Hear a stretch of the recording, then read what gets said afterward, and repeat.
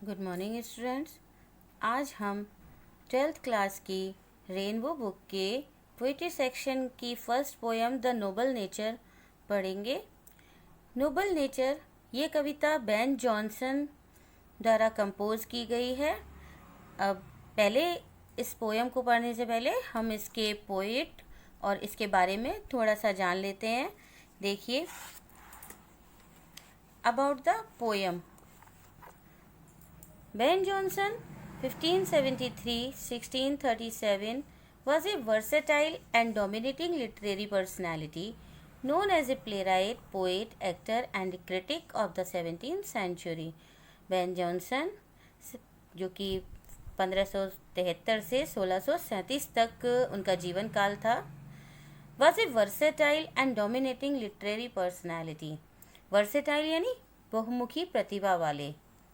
Dominating literary personality, literary साहित्यिक, dominating प्रमुख, personality व्यक्तित्व, एक साहित्यिक प्रमुख प्रतिभा व्यक्तित्व वाले व्यक्ति।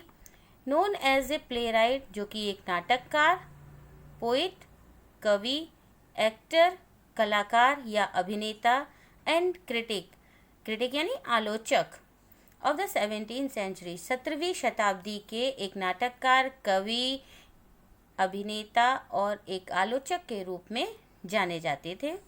ही इज़ आइडेंटिफाइड, उन्हें पहचाना जाता था for his brilliant classical and realistic comedy, उनके ब्रिलियंट क्लासिकल यानी बहुत ही शानदार शास्त्रीय एंड रियलिस्टिक वास्तविक कॉमेडी के लिए। कॉमेडी यानी एक ऐसा नाटक जिसका अंत सुख से हो। His memorable comedies are Volpone, The Alchemist and The Silent Woman, और उनके जो यादगार कॉमेडीज हैं वो है वॉल्पेन, अल्केमिस्ट और Silent Woman. The Noble Nature is a short lyric, short lyric यानी छोटा गीत। नोबल नेचर एक छोटा गीत है, कंपोज्ड बाय बेन जॉनसन, जो कि बेन जॉनसन के द्वारा कंपोज किया गया है। इम्पार्टिंग ग्रेट मीनिंग, जो कि एक बहुत ही ग्रेट यानी महान मीनिंग, अर्थ देता है।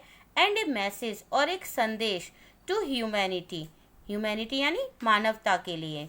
That we live in deeds not in years, कि हम, डीड्स यानी कार्य, कि हम कार्यों से महान बनते हैं, न कि ईयर्स यानी, ईयर्स वैसे सालों के लिए है तो यहाँ लंबे समय के लिए या दीर्घकालिक जीवन के लिए भी कह सकते हैं, न कि अपने लंबे समय से। हम अपने कार्यों से महान बनते हैं, न कि अपने समय से। The poet contrasts a meaningless and unimpressive long life with a short life full of heroic and virtuous deeds by drawing two symbols from nature, an oak and a lily. Two symbols यानी दो प्रतीक, from nature प्रकृति से दो प्रतीक लेकर, an oak एक okay और दूसरा lily, ये दो प्रतीक लेकर उन्होंने मीनिंगलेस एंड अनइम्प्रेसिव, एक अर्थहीन और अप्रभावित लंबे जीवन की तुलना एक शॉर्ट लाइफ, एक छोटे जीवन से की है, जो कि full of heroic and virtuous deeds, जो कि एक बहुत ही महान और बहुत ही महत्वपूर्ण, श्रेष्ठ कह सकते हैं, वर्चुअस, बहुत श्रेष्ठ, बहुत ही महान कार्य उनसे की है। यानी एक लंबे जीवन की तुलना छोटे जीवन से, जिसमें लंबे जीवन में हमने कोई भी महान कार्य ना किया हो और छोटे जीवन में रहकर हम कोई महान कार्य करते हैं, तो वो छोटे जीवन में जो महान कार्य किया गया है वो महान है, न कि एक लंबे जीवन को जीकर बिना अर्थ के कोई जीवन जीना। Johnson widely disseminates that the worth of human life is measured not in years but on the basics of achievements and noble acts that leave imprints on the vast eternity of time. Johnson widely disseminates, Johnson बहुत ही अधिक विस्तृत रूप से ये समझाते हैं that the worth of human life, कि मनुष्य के जीवन का मूल्य is measured not in years, वो समय में या सालों में नहीं नापा जाता, but on the basis of achievements, बल्कि उसकी उपलब्धियाँ एंड नोबल एक्ट्स, और उसके जो उत्तम कार्य हैं उनके आधार पर मापा जाता है। That leave imprints on the vast eternity of time, जो कि इम्प्रिंट्स यानी अपने चिन्ह छोड़ते हैं, जो अपने चिन्ह छोड़ देते हैं ऑन द वास्ट इटर्निटी, एक बहुत ही लंबी या कह सकते हैं जो चिरकाल तक, बहुत लंबे समय तक बने रहते हैं, ऐसे समय पर वो अपनी छाप छोड़ देते हैं। इस कविता में एन ओक और एक लिली, इन दोनों की तुलना की गई है कि किस तरह से लिली अपना छोटा जीवन होते हुए भी लोगों को बहुत पसंद आता है, और किस तरह से ओक जो कि बहुत लंबे समय तक खड़ा रहता है फिर भी उसका जीवन अर्थहीन है। देखिए, नोबल नेचर, नोबल नेचर का मतलब ही है, नोबल यानी कि सभ्य या उत्तम, और नेचर यानी प्रकृति या स्वभाव, यानी उत्तम स्वभाव। It is not growing like a tree in bulk doth make man better be, और standing long an oak 300 years to fall a log at last, dry, bald and sere। ये एक पैराग्राफ है, पहले इस पैराग्राफ का अर्थ देख लीजिए। It is not growing like a tree, यानी कि एक पेड़ की तरह, ग्रोइंग यानी बढ़ना, बढ़ना या वृद्धि करना, यानी एक पेड़ की तरह बढ़ता रहना, इन बल्क, बल्क यानी आकार में, बड़े साइज में, एक बड़े आकार में एक पेड़ की तरह बढ़ना, dot man make better be, किसी भी व्यक्ति को महान या श्रेष्ठ नहीं बनाता। और standing long an oak 300 years, जैसे एक ओक जो कि खड़ा रहता है लंबे समय तक, यानी 300 सालों तक, जो 300 सालों तक खड़ा रहता है, और अंत में to fall a log at last, log यानी लट्ठे के रूप में, एक लकड़ी के लट्ठे के रूप में अंत में गिर जाता है। ड्राई यानी सूखा, बाल्ड, बाल्ड का मतलब होता है गंजा, लेकिन यहाँ इसका मतलब है बिना पत्तियों वाला। एंड सेयर, सेयर यानी मुरझाया हुआ, और अंत में सूखा, बिना पत्तियों वाला, मुरझाया हुआ एक लट्ठे के रूप में गिर जाता है। ए लिली ऑफ ए डे, और एक लिली का फूल जो एक दिन में खिलता है, यानी सिर्फ एक दिन के लिए खिलता है, इज फेयरर फार इन में, जो मई में खिलता है। फेयरर यानी सुंदर होता है, फार यानी अधिक, और एक लिली का फूल जो कि एक दिन में खिलता है, एक दिन के लिए खिलता है, मई के महीने में, वो कहीं अधिक सुंदर होता है। Although it fall and die that night, हालांकि वो गिर जाता है और उसी रात मर जाता है, यानी वो फूल उसी दिन मुरझाकर खत्म हो जाता है। इट वॉज द प्लांट, ये पौधा, एंड फ्लावर ऑफ लाइट, ये एक पौधा है जो फ्लावर ऑफ लाइट यानी प्रकाश का फूल, प्रकाश का फूल है, यानी यहाँ प्रकाश से मतलब नहीं है, यहाँ है प्रसन्नता, जो कि प्रसन्नता देता है।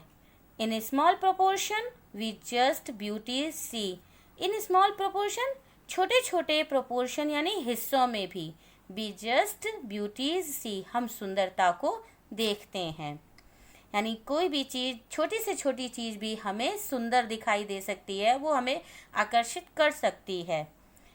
And in short measures life में परफेक्ट बी, और एक छोटे आकार में भी जीवन परफेक्ट यानी पूर्ण बन सकता है। ये यहाँ कहा गया है इस कविता में कि जीवन के लिए ज़रूरी नहीं है कि आपका जीवन लंबे समय तक चले, आप छोटे समय में भी अच्छे कार्य करके लोगों पर अपनी छाप छोड़ सकते हैं, और लंबे समय तक जीकर बिना किसी अच्छे कार्य को किए, बिना किसी भी ऐसे कार्य को किए जो अर्थहीन हो, महत्वहीन हो, हम किसी पर भी अपनी छाप नहीं छोड़ते।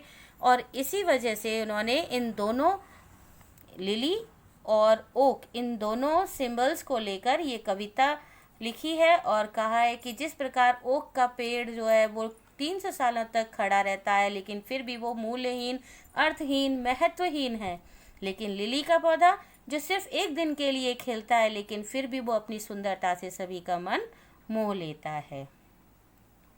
ठीक है, इस पोयम से क्वेश्चंस हमारे आते हैं, और इसका ये एक स्टैंजा देकर इसमें से भी क्वेश्चंस पूछ लिए जाते हैं, इसलिए आपको पोयम का अर्थ आना बहुत ज़रूरी है, इसलिए आप इसको अच्छी तरह से ध्यान से पढ़िएगा। अब इसके क्वेश्चंस हैं, हम इसके क्वेश्चंस डिस्कस कर लेंगे, ठीक है। देखिए first question, what symbols does Ben Jonson draw from nature, यानी नेचर प्रकृति से बेन जॉनसन ने कौन से दो सिंबल्स लिए हैं। कौन से दो सिंबल हैं जिनको लेकर बेन जॉनसन ने यह कविता लिखी है, अभी हमने पढ़ा था। Ben Jonson draws two symbols from nature, an oak tree and a lily flower. Ben Jonson ने प्रकृति से दो प्रतीक लिए हैं, एक ओक का पेड़ और एक लिली का फूल। Second question, mention the qualities of an oak, यानी ओक की क्वालिटीज को बताइए, उनके गुणों के बारे में बताइए। तो यहाँ हमने पढ़ा था अभी कि ओक का पेड़ कैसा होता है कि वो 300 सालों तक खड़ा रहता है, लेकिन वो बहुत बिल्कुल भी अर्थहीन और मूल महत्वहीन होता है। An oak is a big tree, oak एक बहुत बड़ा पेड़ होता है। Which lives a long life, जो एक लंबा जीवन यानी कई सालों तक जीता है। अबाउट 300 ईयर्स, लगभग 300 सालों तक। But it is not impressive and beautiful, लेकिन ये इम्प्रेसिव यानी प्रभावशाली और ब्यूटीफुल यानी सुंदर नहीं होता।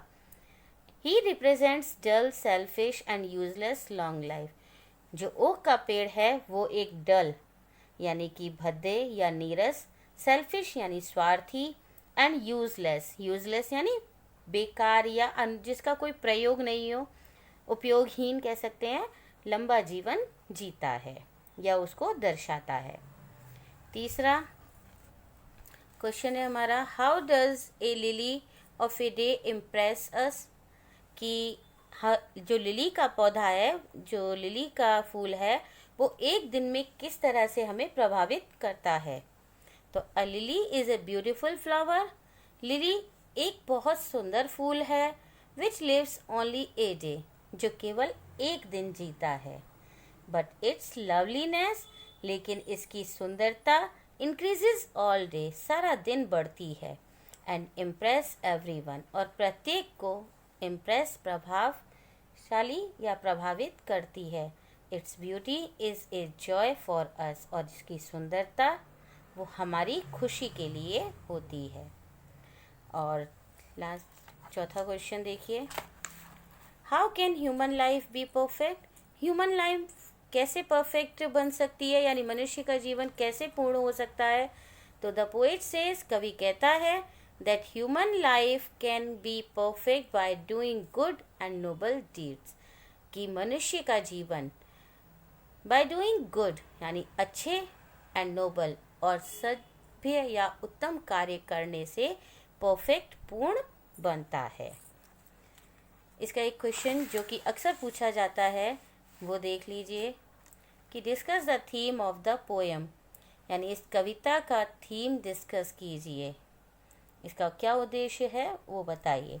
तो the theme of the poem underlines the importance of noble nature and noble deeds, जो कविता का थीम है वो इम्पोर्टेंस ऑफ नोबल नेचर और noble deeds in human life, मनुष्य के जीवन में अच्छे कार्य और उसके अच्छे स्वभाव के महत्व को दर्शाता है।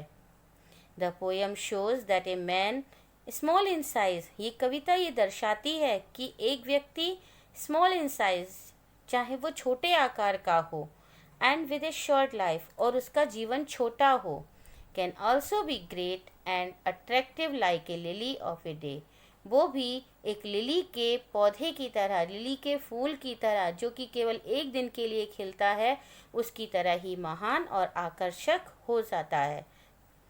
In comparison to an oak, किसकी तुलना में, ओक की तुलना में।